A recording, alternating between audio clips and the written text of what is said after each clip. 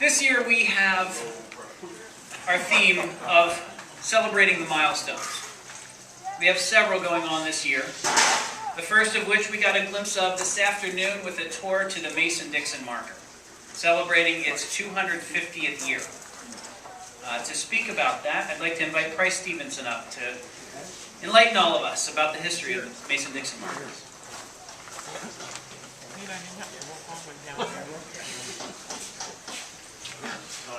Hi, I'm Price Stevenson. I'm a big fan of Horseshoe. Camp here many years.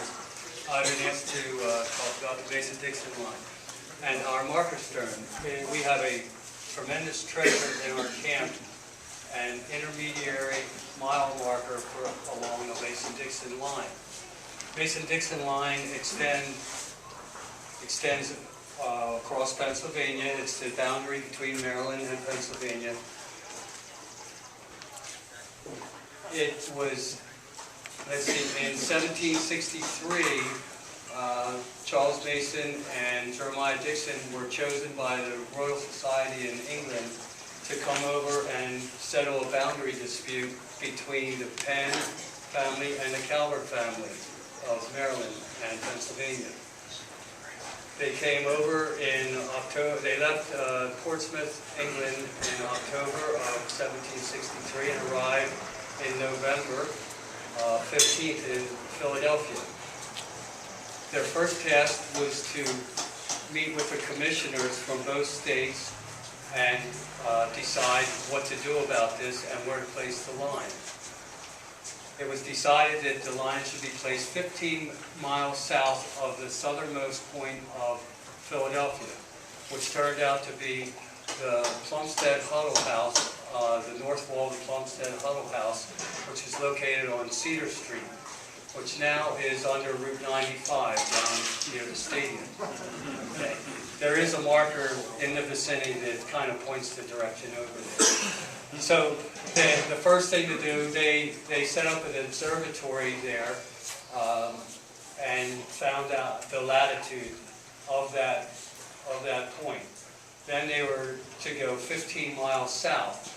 If they would go 15 miles south from that point, they would have ended up in New Jersey. So, because of the way the Delaware River goes. So Reverend Ewing suggested that they go 31 miles west to start this, and it ended up coming out to the town of Emeryville, Romansville, out near Marshallton, Westchester. So they set up their observatory there and found that it was a few hundred feet north of the actual latitude. So they adjusted that mathematically. And from there, they measured 15 miles south. Okay? They had to cut a vista, a surveying, and in this vista, when they went south, they used about 18, 19 men. Most of them were doing the axe work, cutting the trees so that they could, put the line down and survey it properly. They were measuring this with instruments called the Gunter chain, which is 66 feet long, and rods, which are 16 and a half feet long. Okay? They would use the chain on level ground and the rods on the hilly parts. So their first task was the southernmost point of Philadelphia, then 15 miles south. They measured this and came to Alexander Bryant's field, and which was down near, I don't know if you know of the Ark around Newcastle. So they found this point and set up their observatory there, and then remeasured back and forth a number of times to make sure that they were correct, because this is a very important point. After that, they were asked to go from there and go down to the middle point in the peninsula for Maryland and Delaware, and measure what would be called the tangent line to come north. The tangent line does not go straight north, it goes on a slightly western angle to meet at a 90-degree angle of this arc that goes around Newcastle. The arc from Newcastle is from the belfry in the courthouse in a 12-mile radius, okay? This is the only 12-mile radius or curve like that, I believe, anywhere on any map, especially in the United States, okay? So they did this tangent line. It had been done before, a few years before, but the instruments that the surveyors in America were using were not up to the standards, and the surveyors weren't as accomplished as these gentlemen. So they brought this line north about 82 miles, and actually about 70 some miles to touch this arc. And then from there then they went back to the postmarked west in Alexander and Bryant's Field and started going west, creating the west line, it's called, or the Mason-Dixon line that it came to be known. The important thing about this year is its 250th anniversary of them coming across the Octorara Creek and setting the mark for our stone. That was done on May 8th and 9th, 1763, as they crossed the Octorara Creek, first at 20 miles and 61 chains from the postmarked west. The second time, right down from our athletic field, 20 miles, 71 chains, and then crossing over here at 21 miles, 25 chains, okay? They kept on going to the Susquehanna and reached the Susquehanna on May 12th, 13th. They crossed the Susquehanna on ferry and set up their observatory on the other side and found it to be about 800 and some feet north, and remeasured back and got that point, and then started coming back east, resetting the markers. The way they did this was a constant parallel of latitude does not go straight. It keeps curving as you go around the Earth. The only constant parallel of latitude is the equator. It's the only straight line around the Earth. Okay, so the way they did this was to take a 10-minute chord and a 10-minute sighting and go, and it would put them about 11 or 12 miles forward, and then they would come back and do the offsets and correct everything. So they did this one time to around mile 12, and then when they waited until they got to the Susquehanna and then came back and set the markers. Our stone there, the actual first mark, or stab, as a surveyor's term for their state, was placed actually about 260 feet north of where our stone is right now. Okay? So then when they came back through on around May 28th and 29th and 30th, they adjusted and reset the stab to the position where our stone is right now. Okay?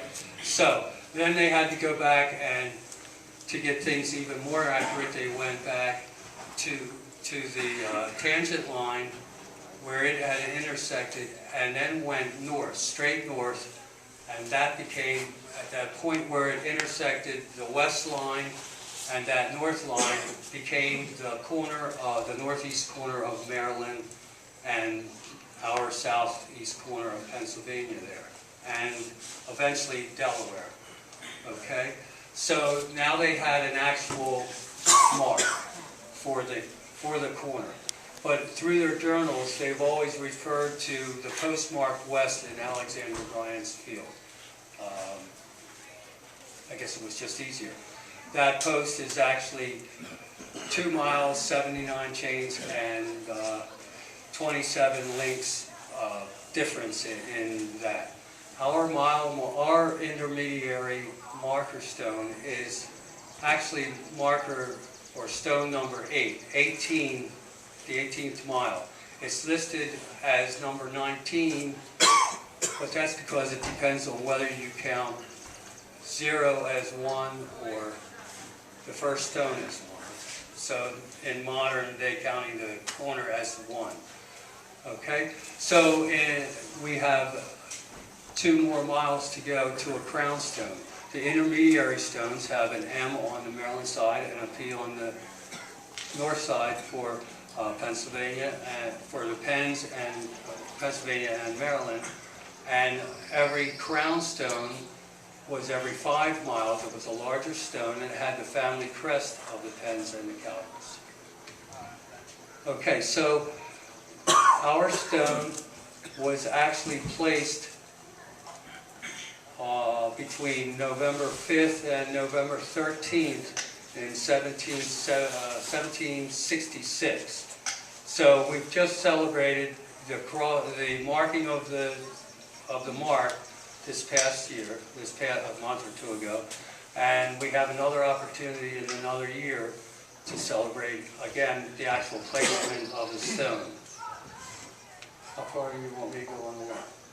Tell me. Okay, the crew that came out through here and did the marking, there were about 18 or 19 axemen that were cutting a vista. They cut a vista to do this that was 8 yards wide, approximately 24, 25 feet wide, and they not only cut the trees, but they actually drug them out of the way and created a real line.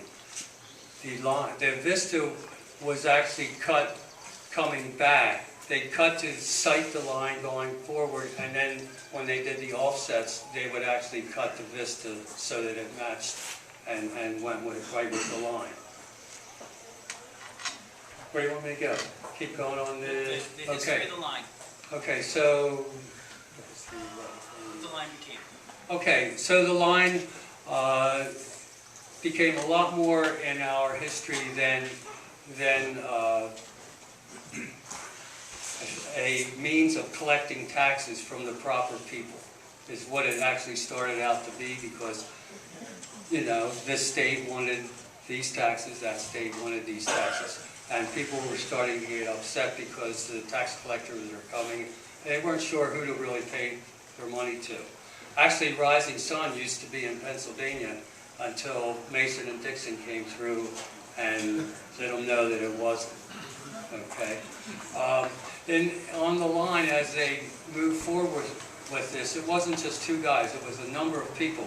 Anywhere from 30, 39, 40 people up to, in the end, in 1767 and 68, it came up to about 148 to 150 some people. There were employed many axemen because they were almost very important to keep this long, or else they would not be able to sight it. They used instruments for determining latitude and distance, as I told you, on the rods and the chains. For the sighting, they used astronomy, using what was called a zenith sector, which was basically a 6-foot brass tube with a pendulum in it that was able to set perfectly plumb and turn and find the angle of different stars, and they would be measured, they would be related to published records that as to when the stars would come across the horizon and hit the meridian.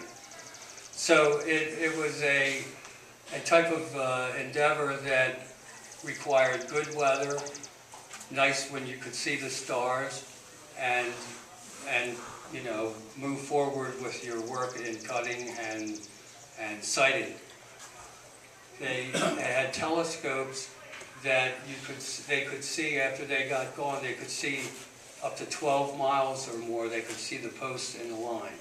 They had at night. They would work at night also on this, and they would light candles and hold a candle, and they would move the candle back and forth, and you could sight it through the crosshairs.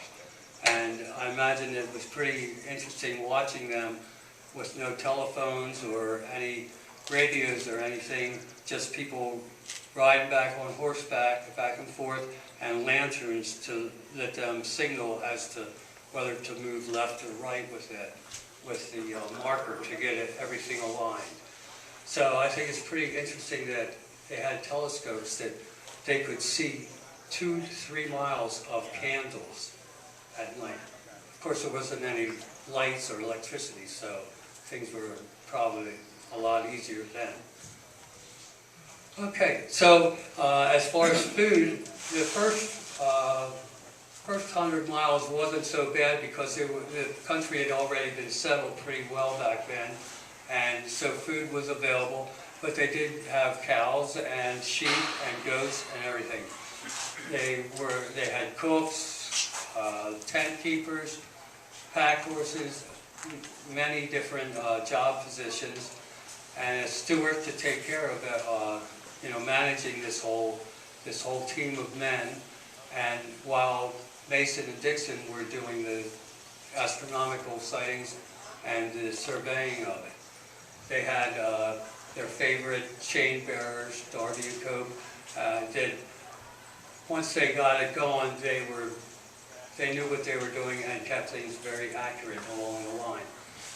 Towards after they had, the stones were used as ballast. They came from Isle of Port off the southern coast of England, where the quarries were. Our stone is 95% oolitic limestone, very good pure limestone, and they shipped these over as ballast, and there were approximately 300, almost 300 of these stones shipped over, okay? They used 80 of them for the north or transit line coming up through the Delmarva Peninsula, and then to shoot the west line, they started putting these out, and when they got to Sidling Hill or North Mountain, they had to stop with that because of the hills and mountains. They sent back word that in order to do this and place these stones every mile, it's going to cost a lot of money and a lot more men. And one of the commissioners, Benjamin Chew, who was kind of like the money guy, he just said, no, you're not going to do that. From now on, you're going to place wooden posts in cairns or piles of rocks. And that's what happened. So they placed about 132 stones in the line, and then there were 60 or so left at Sidling Hill that later on became doorsteps and parts of people's houses and such. And also some of the stones were moved and used to replace other stones on the line that had been broken or disappeared over the years. Okay, so let's see, when they got out there to where it was unsettled, they started having, not problems, but there was a thing about the Indians also, and is it safe to go through this territory? Because in October of 1763, the Paxton Boys had just massacred a number of Indians in Lancaster, and that wasn't good. And actually that was set off by, in August, the King Charles II had proclaimed that the colonists should stop settling west of the Alleghenies. And of course that didn't go over very well with the new colonists coming in. So the Indian problem was taken care of by the Indian representative William Johnson, who met with them and did a lot of meetings with them, and it was decided that they would have an escort. There was an escort started of 10 Onondagas and 3 Mohawk Indians went with them to escort them through well, it was basically wilderness back then, okay? It was when your neighbor was probably 10 miles away from you or something. So they kept on going, and they were visited many times by different Indians along the way and asked what they were doing. And, everything was okay. They got out to the Catawba Path, or the Catawba War Path, which is an old Indian or Native American path that goes from New York down into the Carolinas. was a very much used highway, basically, for the Indians back then. It was about 18 inches wide and about a foot deep from so many moccasins traveling over it over many, many years before the white settlers came. When they got to this path, this warpath, the Mohawk Indians said that their chief said that they're not to go any further. So at that point, Mason-Dixon talked them into letting them go just a few more miles till they got to a place called Brown's Hill. It's near Dunkard's Creek. Now, Dunkard's Creek was there just a year or two before. There was a massacre there. The Indians massacred a whole number of colonists there. So it was a very touchy situation out there. And when they got to this point, they were allowed to go about 2 or 3 miles further up to the top of Brown's Hill and place the last marker on the line. It was at a distance of 230 miles and 70-some chains. So that's as far as we got, or Mason-Dixon got. There was still about 60 miles left to go to the end of Pennsylvania, or to where they were supposed to go, but they just couldn't. And that was the end of that. So then they dispersed all their hands, and you know, the Mason-Dixon line was there.